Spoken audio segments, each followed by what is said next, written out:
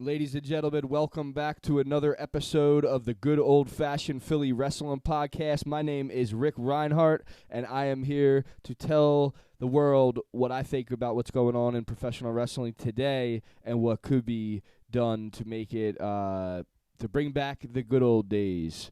Ladies and gentlemen, I have discovered in my journeys that smartphones are not the way for professional wrestling, for hip hop, for social media, and all different kinds of things that are fucking up the world that I love at least.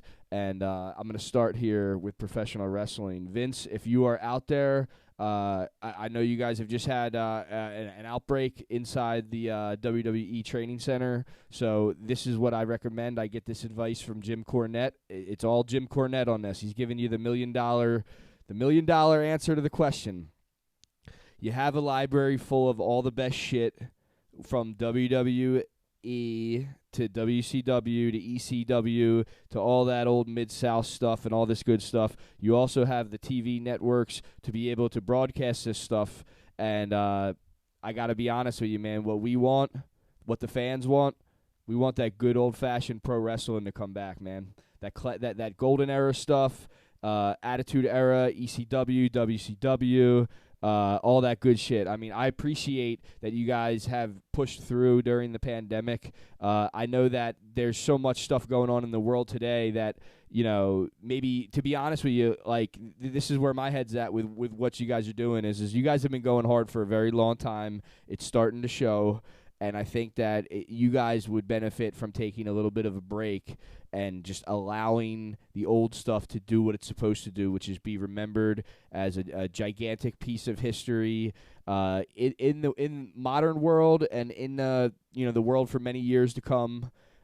Shine that museum bright and do what you guys do with it, man. Because that's, to me, that's the stuff that actually makes all this stuff work. It makes it so interesting is how you pulled from so many different territories, how that generation of people were just different kinds of people. And everybody was utilizing their creativity in a certain way back then, which made it interesting to the fans. You know, shows like Married with Children were on the air. You know, shows like In Living Color were on the air back then. So there was other good stuff going on TV where us as the fans, we couldn't always tell what was counterculture or for the people or what was what in the sense of there was a lot to choose from back then. But right now, you guys are sitting on top. But the thing is we want to remember the WWF on top because that's the way all great things should be remembered. Like when I go back and watch some of these old school 90s movies and 80s movies, you know, that's what it's remembered for is that piece of time. But here's the thing. We could still be in that time. And the way that we could be in that time is by outlawing smartphones, by taking, how do I say this? By everybody pulling themselves out of the internet. You know, the internet came around, and then by the year 2000 or 2001, you know, quote Eric Bischoff on this, we started to see what a monster the internet could be. So, it's like it's not like an Amish thing where you pull yourself completely away from electricity. That's how far it could go. And I know that sounds crazy, but what I'm saying is we got to pull ourselves out of this bland time period. And I truly believe this, that if you bring in the old stuff and you fill in the new time slots with the old stuff, you will see a difference because old fans will come back and new fans will get a proper education on how things were. It's like this. It's like I saw a John Singleton show, and they were mimicking times from the 90s, and they had the lingo down, they had the look down and all that. But at the end of the day, if the actors are still using their smartphones every day, then they're going to be all smartphoned out. And as far as their frequency and the way they're tuned and the way that, you know, they come across with their, I don't know what you want to call it, aura.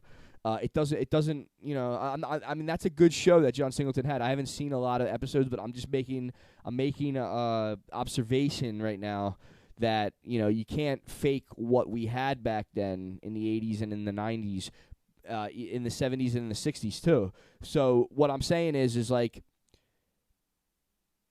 that's what we want.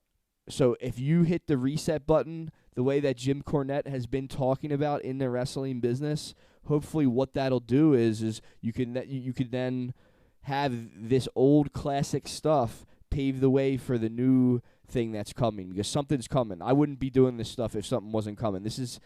I've been on a crusade similar to Jim Cornette, and to be honest with you, I'm thankful that everybody's willing to listen, or people are willing to listen. I'm not trying to come across as anything more than just a concerned fan, and I consider myself a lifelong fan of the WWF and professional wrestling in general. So, Vince, man, if you're out there listening, man, please just take in what I'm saying into consideration. Jim Cornette, I know he's not everybody's thing, but, you can't take it away from him that he has been on this since it started. He has had this thing in his scope the whole time. And, I'm from Philly, so I understand seeing wrestling from a different side, but Jim Cornette's right. And that concludes this episode of the Good Old Fashioned Wrestling Podcast. Peace.